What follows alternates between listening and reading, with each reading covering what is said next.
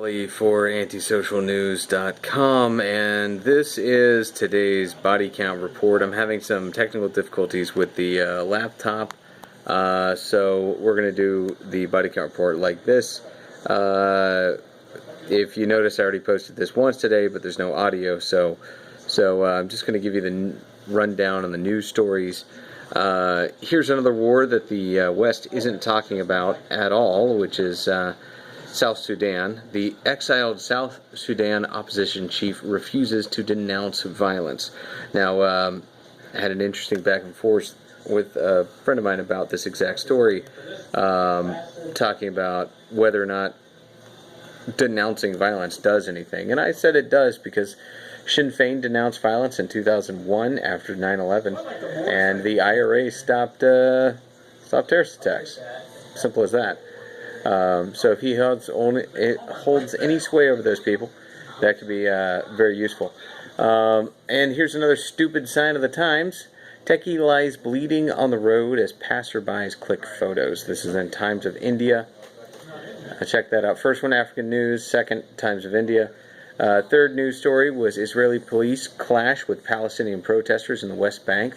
And there was even a live feed. I don't know if RT's still doing a live feed, but that's RT there. Just say no to metal detectors, kids. Just say no.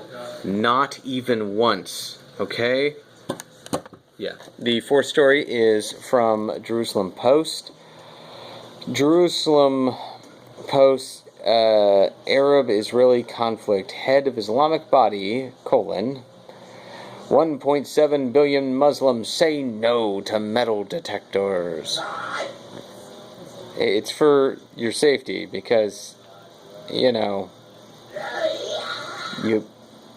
people want to kill you, and you want to kill each other. So that's why they put the metal detectors there, to make sure it's, harder for you to bring in the weaponry that makes it easier for you to kill each other on a holy ground.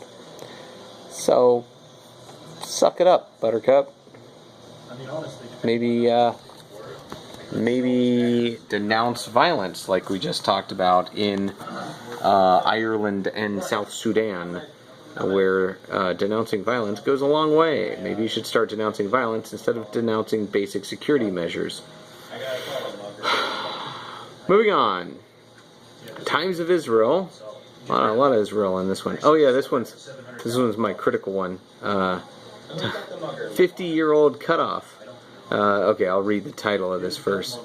Al-Aqsa. Israel bars Muslim men under 50 amid protests. So there's protests going on. Israel says, hey, if you're coming to the holy site here, the Al-Aqsa Mosque, you got to be at least 50 years old. So you remember that. Like 16 to drive, 18 to smoke, 21 to drink, and 50 to go to the Al-Aqsa Mosque. Shouldn't be too hard to remember. Remember all those ages. So my intentionally offensive question is 50-year cutoff, ? Do Muslims stop exploding after a certain age? Okay. No, I do sort of understand what is going on, and I do kind of want to know if there's some sort of cultural significance to the age of 50, or if it's just demographics, if they just notice that the people attacking them are generally 18 to 35, and they wanted to keep that group of people out of the Al-Aqsa Mosque. I don't know. I'm genuinely interested in this story. It seems a little crazy. It is one of the many reasons why people are fighting and fussing over this, Day of Rage style. And I'm going to try to, as they say, red pill myself on the subject. Caught in the crossfire. Ukrainians prod their government for compensation.